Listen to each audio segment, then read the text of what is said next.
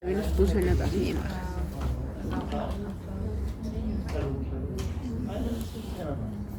Ya, a ver, esta clase dura 2 clases, valga la redundancia, ya, así que vamos a hacer la primera parte, digamos, la primera parte es la más suave, la más tranquila, la más bonita, la que esperamos todos ustedes nos sigan el ritmo sin problema, pero si no, ahí es donde entra a tallar que hagan las preguntas correspondientes, ¿no?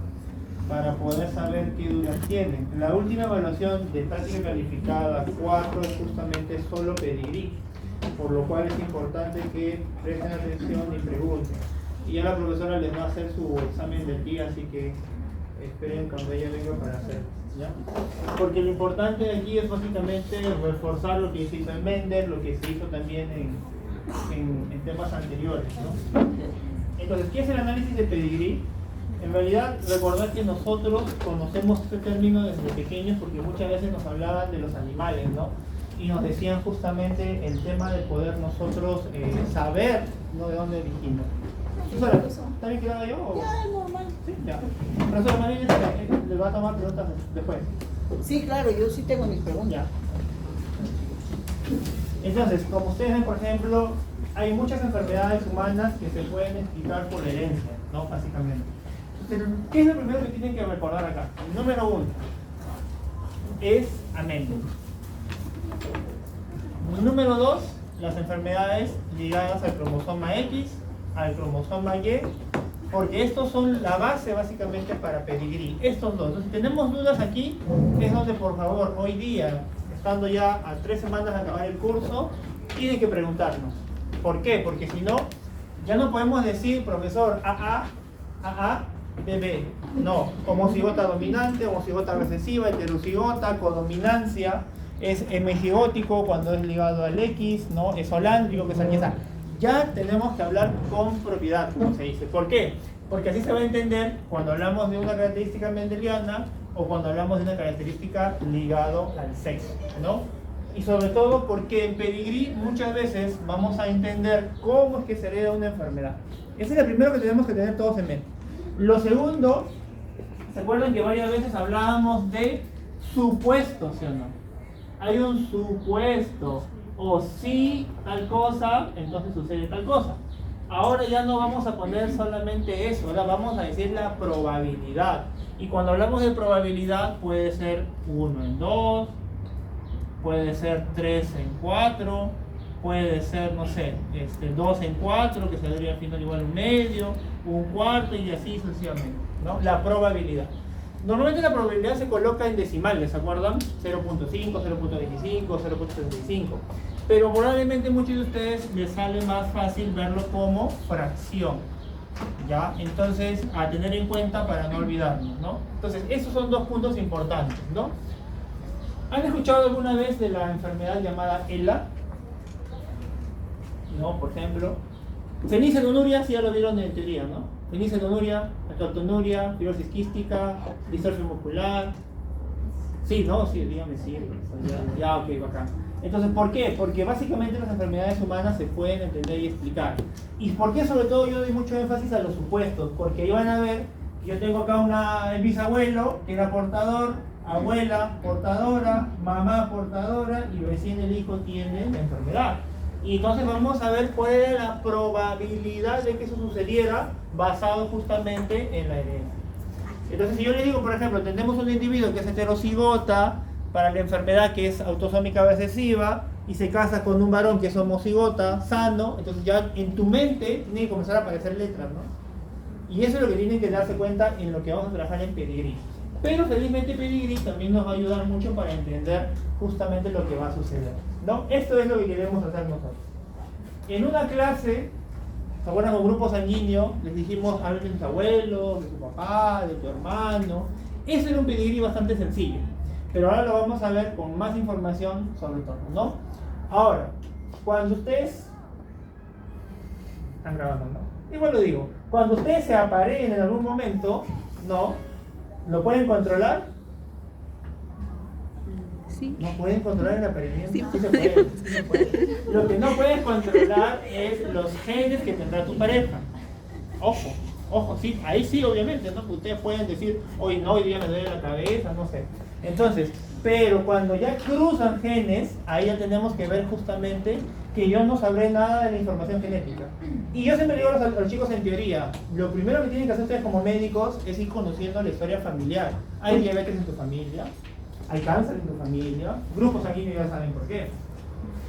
Y en Pedigree, felizmente, no trabajamos con tantos datos, salvo se pueda obtener bastantes datos. Pero también va a depender de qué, del número de hijos. Por ejemplo, si yo tengo una portadora para una enfermedad ligada al X, como puede ser hemofilia, daltonismo, distrofia muscular, y se casa con un varón y tuvo su primer bebecita, su hija, ¿será portadora o no? ¿Será portadora o no? Y eso va a depender de qué cromosoma X va a heredar. Entonces muchas veces en las preguntas ustedes van a decir, no, pero si es fenotípicamente sana, no tiene la enfermedad, por consiguiente no debe tener nada. Pero no, porque en un segundo embarazo, si ahora en el segundo embarazo puedo preguntar lo mismo, entonces va a entrar a traer ¿qué cosa? La probabilidad. Y en una probabilidad yo tengo que después indicar justamente probabilidad 1, probabilidad 2 y tendremos una probabilidad total de que el evento que se viene a preguntar se dé. ¿Ya? Eso es lo que tenemos que tener en cuenta con la información que puede ser reducida en algunos casos o no. Eso va a depender, ¿no? Por ejemplo, acá tenemos un pedigree bastante extenso, ¿no? Con toda la información. Yo creo que acá no hay dudas ya, ¿no?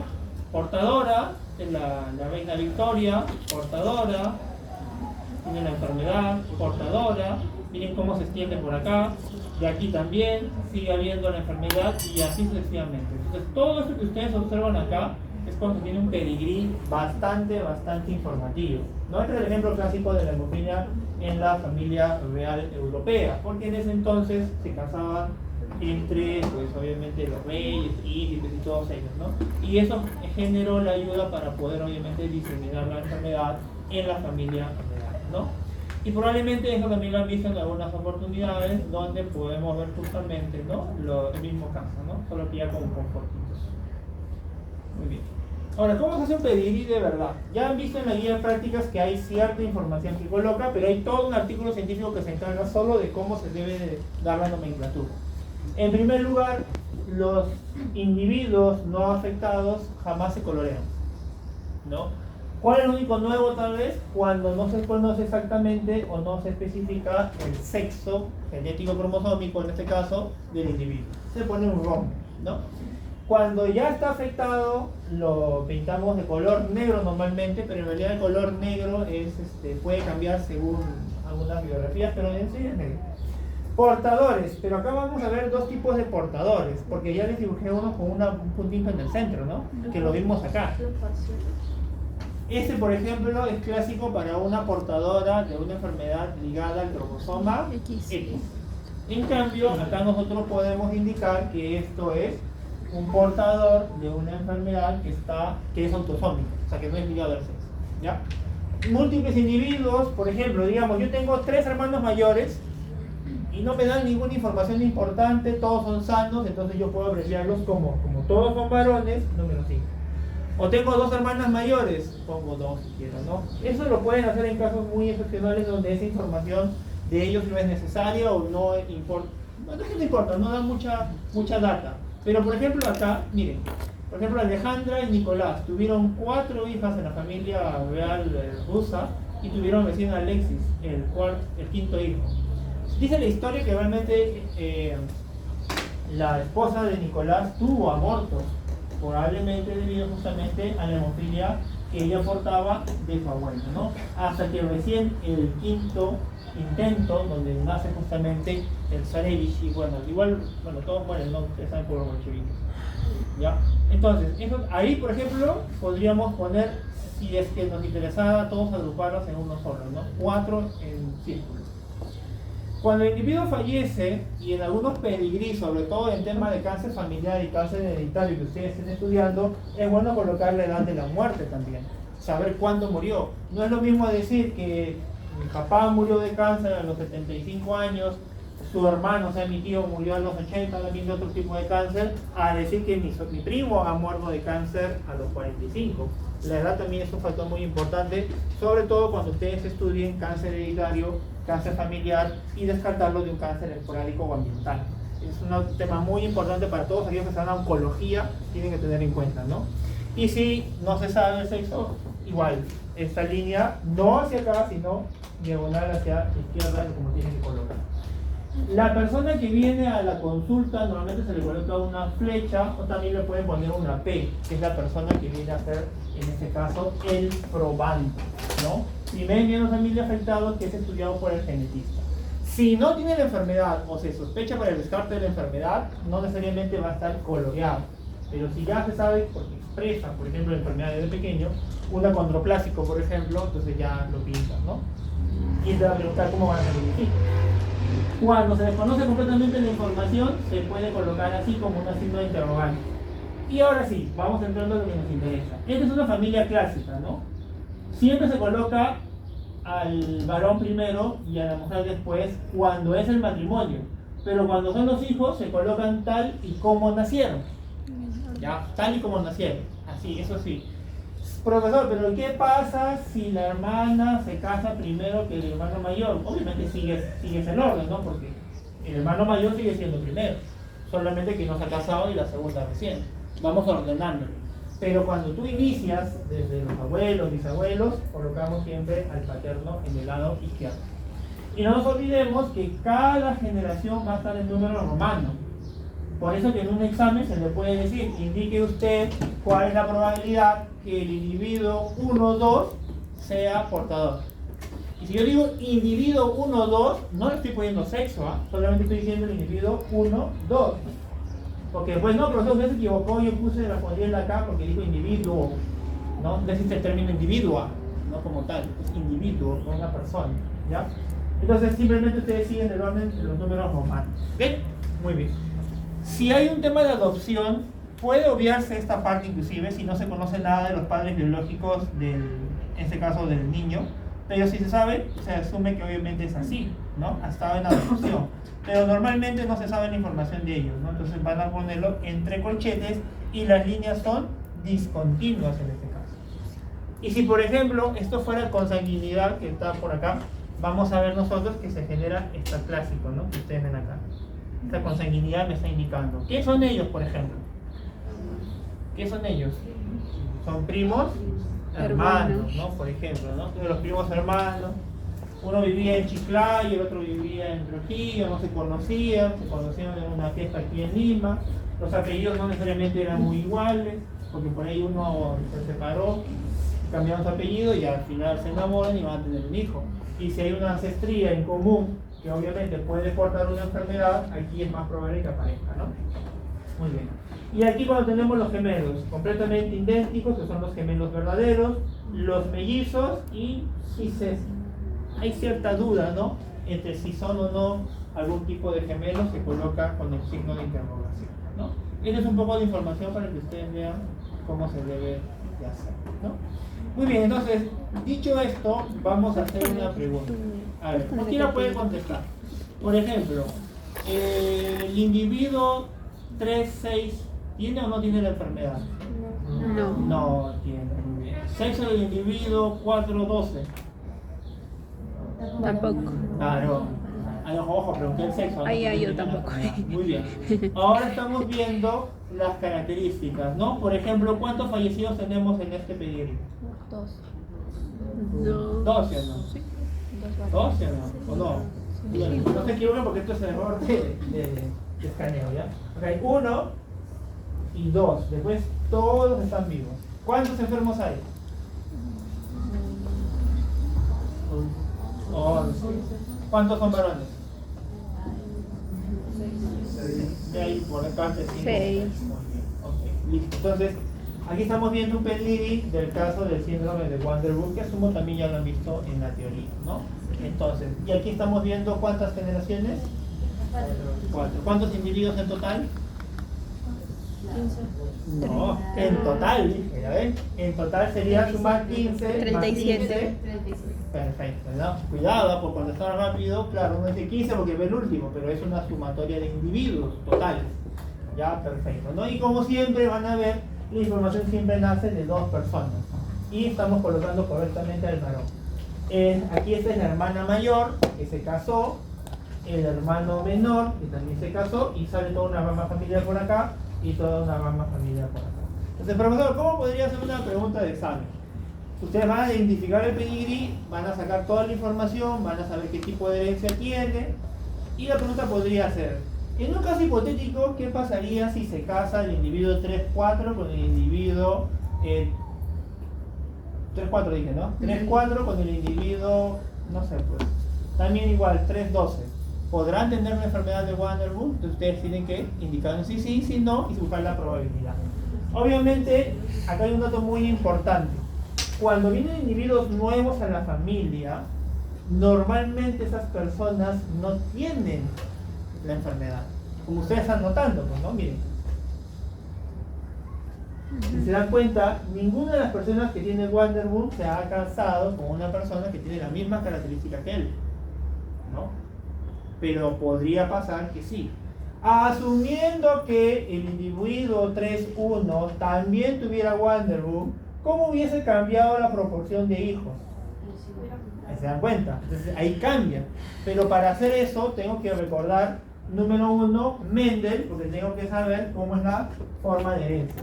Si es recesiva, si es autosómica, dominante o recesiva, para poder hacer mi cuadrito de Punnett. Y hay que demostrarlo. Lo puedes demostrar en el pedigrí o puedes dibujar tu cuadrito de Punnett y tú mismo lo haces. Porque recuerden, el problema que hemos tenido en esta última práctica verificada 3 es que tienen que demostrarlo. Muy bien, ¿quién es el probando de este pedigrí? 4-2. Muy bien, el individuo 4-2, ¿no? Este es el individuo. En este caso en particular, no es el primero en la familia que ha tenido la enfermedad. Es el que viene a hacerte la consulta, ¿no? Doctora Cajo, por favor, yo ya tengo mis 30 años, soy ingeniero, gano bien, me voy a casar. ¿Cuál es la probabilidad de tener un hijo con las mismas características que tiene mi familia? Y a ustedes les explican, ¿no? Bueno, ¿no? Muy bien. Siempre se asuman de que no hay la enfermedad en las familias de las nuevas parejas, porque si tuviera ese dato, podríamos abrir un nuevo árbol al costado inclusive, ¿no? Muy bien. Ahora, bueno, todavía no voy a hacer esa pregunta, vamos a analizar un poquito. Vamos a analizar los tipos de herencia. ¿Cómo? Ustedes ven que está en todas las generaciones, ¿sí o no? ¿Sí? Está en toditas las generaciones. Altera a hombres y a mujeres, ¿no? Tanto hombres como mujeres se afectan. Entonces hasta ahí podríamos decir que es dominante o recesivo. Dominante podría ser, ¿no? Porque lo veo en todas las generaciones y en varios hijos en algunos casos. Y veo que afecta a hombres y a mujeres. Entonces, ¿estaría ligado al sexo? No podría ser más que nada autosómico, porque no vemos que haya una ligación fuerte al sexo acá. Vemos que hay por igual. Sin embargo, más adelante vamos a ver que existiría una posibilidad de que sea también ligada al sexo bajo ciertas condiciones. Entonces, eso es lo que vamos a trabajar el día de hoy con ustedes, ¿no? Entonces, vamos a determinar los tipos de herencia en este caso. Por ejemplo, grupo sanguíneo, ¿qué tipo de herencia tiene? Minaya, ¿qué tipo de herencia tiene el grupo sanguíneo? ¿Te acuerdas? El grupo sanguíneo. El grupo ABO. Codominancia y también dominancia, porque codominancia entre el A y el B y dominancia con el O. Perfecto, dominancia. Muy bien. Entonces, ¿por qué? Porque ese es un dato que también podríamos saber antes de iniciar la herencia como tal. ¿Qué vamos a trabajar ahora? Autosómico recesivo. Si yo tengo autosómico recesivo y un individuo es heterocigoto, ¿tiene o no tiene la enfermedad? ¿Qué dije? Exactamente. Si yo digo que es autosómico recesiva la enfermedad y tengo un paciente que es heterocigoto, ¿tiene o no tiene la enfermedad expresada? No la tiene. ¿Cómo se le llama a esa persona? Portador. Muy bien. Entonces, esos son los conceptos mendelianos que ya tienen que estar bien, pero bien conocidos. Dice, número 1, los progenitores de un individuo afectado no expresan generalmente hermanos, ¿no? Los progenitores. ¿Qué quiere decir eso? padre y madre vienen a la conjunta de la doctora Medina. Doctora Medina, nuestro hijo ha nacido con esta enfermedad, pero mi esposo y yo somos sanos. ¿No? Nuestro pequeño tiene la enfermedad y ¿por qué nosotros no? Y entonces automáticamente ese es uno de los requisitos para que probablemente sea autosómico recesivo. Porque papá y mamá, sexos diferentes, y el hijo no tiene la enfermedad y ellos no. 2. La probabilidad adicional de que un individuo nazca afectado cuando los dos padres son portadores es de un cuarto. Y esto es por Mendel. ¿Se acuerdan? Esto es por Mendel. Esto es por la segunda ley de Mendel. ¿Cómo se llama la segunda ley de Mendel? Segregación. Segregación, perfecto. ¿No? Entonces tenemos que tener en cuenta eso, ¿ya? ¿Cuáles serán las proporciones mendelianas en la segunda ley? Díaz Molina. ¿Cuáles eran? En fenotipo. 4, no, uy, está muy lejos. Muy lejos. ¿Qué? En fenotipo. Las proporciones fenotípicas en la segunda ley es más Sería fácil. 3-1. 3-1. Y las genotípicas 25, 50, 20. No, ya, sería 25, 1, 2, 1. Ah, 1, 2, Por eso que cuando tenemos homocigota recesiva sale un cuarto. De ahí nace esto de acá. Por eso es que es importante recordar Mendel. Si no, el examen va a patalear. El rasgo tiende a qué? Saltar generaciones, ¿no? Se juntan los dos, nace el niño y en eso la esposa o el esposo dice, oye, creo que mi abuelo ha tenido la misma enfermedad, me parece. Indagas, preguntas, buscas al tío mayor, ¿no? Y te cuentan que sí, ¿verdad? Tiene el mismo hijo que Juanito. Entonces, ¿por qué? Porque puede saltar generaciones. Las características recesivas generalmente aparecen como producto de la consanguinidad. Tú le preguntas, señor, disculpe, ¿cómo se apellida usted? Díaz Molina. Ya, y usted, señorita, ya, yo soy Díaz Martínez. ¿Ustedes son primos? Ay, sí, nosotros somos primos. Entonces ya, pum, comienza a tallar toda la información. Yo soy Álvarez. Lo primero que obviamente yo pregunté a mis padres si eran primos. Porque ahí tienen mismos apellidos acá, no. Yo tengo un Álvarez más tarde en clase, entonces voy a preguntar. Ya, consanguinidad por eso. Ya, listo. Aunque claro, hay consanguinidad donde los apellidos cambian, ¿no? En temas de adopción se ha visto eso. Dos progenitores afectados siempre tienen descendencia afectada. Es lógico, pues, porque los dos están afectados. Si los dos están afectados, tiene que ser homocigota recesiva. Y si los dos son homocigota recesiva, todos sus hijos van a ser igual. Ojo, chicos, si yo estoy diciendo homocigota recesiva y tu cabeza está pensando Perú le ganará a Venezuela, estamos malas. Porque ya son palabras que tienen que estar entrando por todo su ADN. Jamás podrán tener descendencia sana o no afectada. ¿Por qué? Porque ambos son homocigotas recesivas. Entonces, si yo tengo una persona homocigota recesiva que es de la enfermedad y se casa con un homocigota dominante que es sano, ¿cómo saldrán los hijos? Fenotípicamente. Normal. No estoy usando pizarra porque quiero que ustedes piensen. Hijo. ¿Cuál es la pregunta? A ver, están pensando, pero ¿por qué venimos de nadie sabe eso, chicos? No, nadie sabe. ¿Ya? Homocigota recesiva, expresa la enfermedad, se casa con una homocigota dominante. ¿Cómo salen los hijos fenotípicamente? Normal.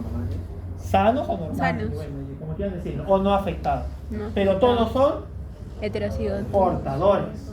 Eso es lo que tiene que acordarse, porque la pregunta puede ser, ¿y de esos hijos cuál sería la probabilidad si se casa con una homocigota recesiva?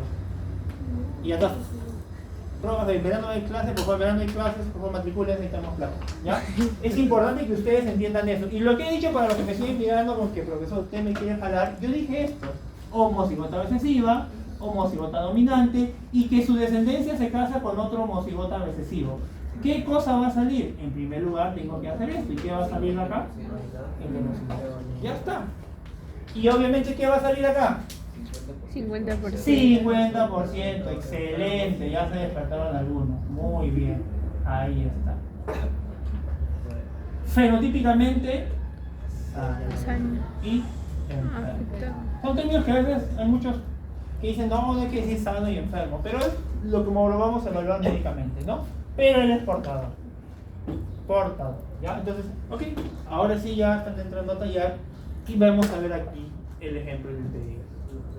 Ahí está.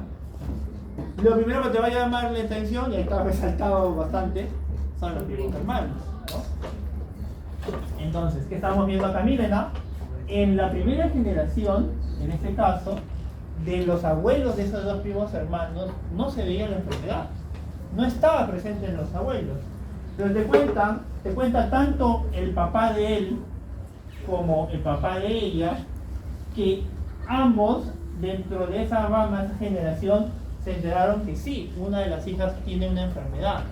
Entonces, bueno, pobrecita, ¿no? ¿Qué habrá pasado? No sé, no le pasaron el cuide de niña, no sé, mal de ojos, ¿no? Y los primos hermanos, pues, que están sanos, junto con sus demás primos, ¿no? Un día se enamoran, pues, ¿no? Esas películas turcas que salen ahora. Y ya, pues, contra todo, ¿no? Los Capulentos y los Montesco. ¿no? La historia de Romeo y Julieta. Creo que la viene la primera. Y se juntan los primos contra todos y tienen 4 hijos, ¿no? No había Netflix pues, en esa época, ¿no? Entonces, el segundo tiene la enfermedad. Y preguntan, y es la misma enfermedad que tiene en este caso, ¿quién es ella con respecto a ellos? Su tía, ¿no? Tú le has hecho el pedigrí, pero tú le has preguntado, tú indagas, ¿no? A ver, por favor, más de la tía, no sé, tiene esta enfermedad. Y ustedes son primos hermanos, ya. Está cumpliendo todo lo que hemos dicho. Santas generaciones. Porque si estos primos nunca se hubiesen juntado, probablemente esta enfermedad no se iba a seguir extendiendo. Porque ahora a partir de ese individuo se va a seguir extendiendo una mega vamos. Y eso que todavía no sabemos cuándo de ellos son portadores, ¿no? O sea, se dan cuenta. Justo la consanguinidad genera eso. ¿Ya? ¿Las dos acá? ¿Esto? Ah, no, acá está mal el escaneo. Tranquilo, es mal el escaneo. Recuerden que para decir que está muerto es así, completamente, ¿no? Ese es el escaneo que no salió muy bien, ¿no? Ya, muy bien. Ahora, hagamos algo divertido. Si es autosómico o recesivo, ¿cómo sería el genotipo del individuo 2-3 y del individuo 4-2? Amasivo todo recibo. Todo resistivo. Y a partir de ahí, ¿qué tienen que hacer? Llenar todo en un pedigrí. Y de esa manera podremos saber, obviamente, cómo son. Por ejemplo, los primos hermanos, ¿cómo tendrían que ser genotípicamente? Heterocigotos. Porque son portadores, ¿sí? Muy bien, ahí está, los de adelante están despiertos. Muy bien, ahí está. Entonces, ¿cuál sería la probabilidad que el individuo 4-4 sea portador? Un cuarto dicen por ahí, por acá. Y está viendo ahí el chat, cosa más Portador, importante. 50. Portador, dijo, muy bien. ¿Cuál es la probabilidad que el individuo 4-4 sea portador? 50. 50%. Sí. Claro, ¿por qué? Ya ven, Mendel pues, Mendel que nos dijo. Acá saldría Ahí sí. lo que ustedes me dijeron hace un momento. La probabilidad sería 2 de 4. Un medio. ¿Se dan cuenta? ¿Ya? Por eso es importante recordar las leyes de Mendelssohn. ¿Sí? Siempre consideramos, o sea, el porcentaje, a pesar de que ya sabemos que hay un enfermo, siempre consideramos que el porcentaje es el mismo, de 1/4 o 2/4. Ah, ya, lo que pasa es que en este caso la pregunta era si ella era portadora. Como nosotros tenemos la duda, entonces nosotros tenemos que acordarnos de algo y me has hecho acordar muy bien, gracias. En realidad la respuesta sería 3/4. ¿Y por qué sería 2 tercios? ¿Y por qué sería 2 tercios? Porque esa persona ya nació. Y como ya nació y yo sé que no está enferma, se anula el último que había colocado. Sí. Porque ya nació. Cuando no nace, ahí sí se colocan los 4. Gracias, muy buen dato. ¿Eh? Acordando que como ya nació y yo no la veo enferma como su hermano ni como su abuela tía, entonces quiere decir que yo descarto esta opción. Entonces sería 2 de 3. ¿Se dan cuenta? Pero ahora vamos a ver la diferencia con, por ejemplo, si él y ella son portadoras o portadores, ¿cómo podría salir el otro hijo? En ese caso en particular, como no nace todavía, ahí sí sería lo que acabo de escribir hace un ratito. Porque aquí sí están todas las opciones. Porque no nace. ¿qué pasaría si van a nacer? Hay estas posibilidades. Pero como aquí ya nació y yo la veo sana, yo no